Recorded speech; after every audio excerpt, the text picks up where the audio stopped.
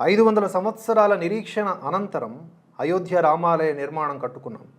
At the same time ఇది ఏదో పోరాడో యుద్ధం చేసో రక్తం చిందించో కాదు, ప్రజాస్వామ్యబద్ధంగా రాజ్యాంగబద్ధంగా చట్టపరంగా సాధించుకున్నాం.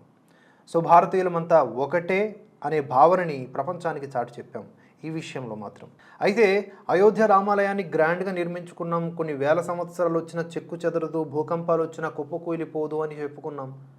కానీ కట్ చేస్తే ఒక వార్త మాత్రం చాలా డిసప్పాయింట్మెంట్గా ఉంది. ఇది నిజమైన వార్తే.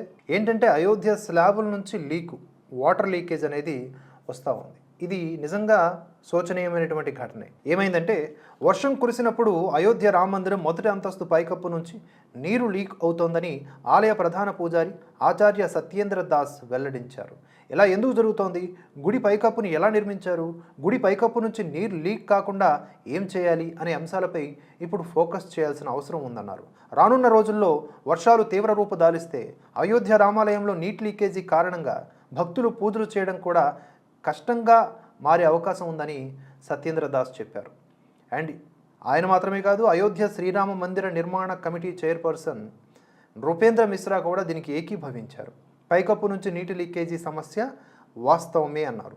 ఆలయం పైకప్పు మరమ్మతులు అండ్ వాటర్ ప్రూఫింగ్ చేయిస్తామన్నారు. ప్రాచీన ఆలయ నిర్మాణ శైలిలో భాగంగానే గురు మండపాన్ని ఓపెన్గా వదిలాం.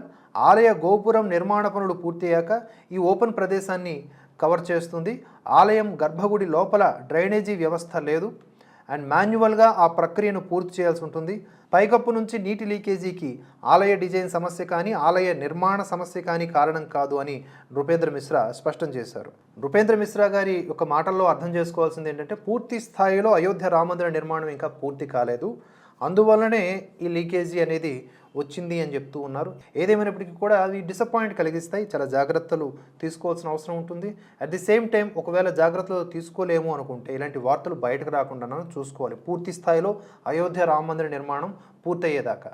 లేదు అంటే దీన్ని కూడా విపక్షాలు పట్టుకొని రకరకాల కోణాల్లో అండ్ వారికి రాముడి మీద ప్రేమ ఉండదు, రామాయణం మీద గౌరవం ఉండదు, బట్ రాజకీయం మాత్రం చేయడానికి ఈ సరుకుని వాడుకుంటారు.